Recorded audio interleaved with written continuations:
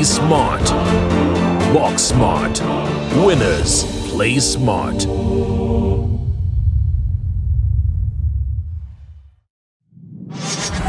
The following section will provide you with a brief overview of some of the technical processes that are required to manage a catastrophically injured rugby player on field and stabilize them onto a spinal board.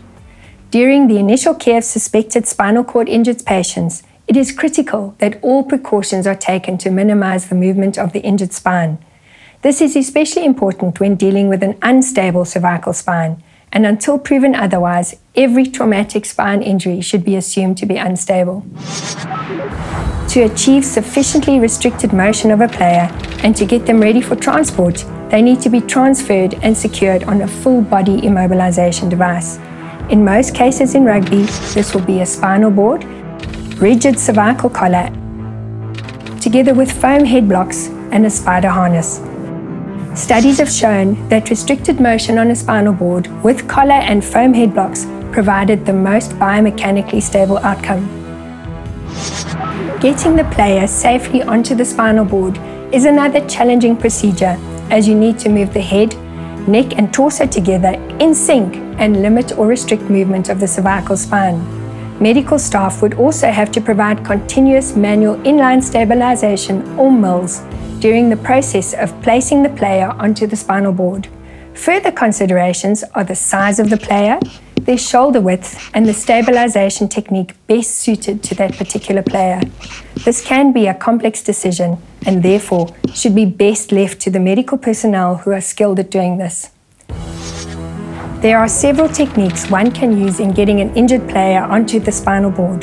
The most commonly used in the field are the log roll variations. The lift and slide techniques such as the straddle lift and slide technique and the 6+ lift and slide. The spinal segmental movement is largest in the log roll from a supine or lying on your back position when compared to the other supine techniques. The straddle lift and slide technique requires 5 people. The 6+ lift and slide, 8 people. And for the log roll, a minimum of 4 people are required.